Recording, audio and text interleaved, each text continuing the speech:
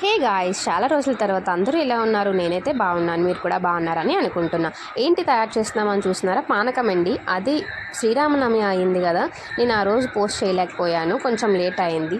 మేము పానకంని ప్రిపేర్ చేసుకున్నాం. ప్రిపేర్ చేసిన తర్వాత దేవుడి దగ్గర పెట్టేశాను అనమాట.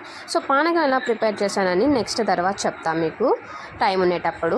సో పానకం ప్రిపేర్ చేసుకొని నేనైతే దేవుడి మూల దగ్గరికి పట్టుకొని వెళ్ళి దేవుడి మూల దగ్గర పెట్టేశాను అనమాట. దేవుడి మూలలో పెట్టేసిన తర్వాత నేను కూడా ఏదో మొక్కుకున్నాను అనమాట.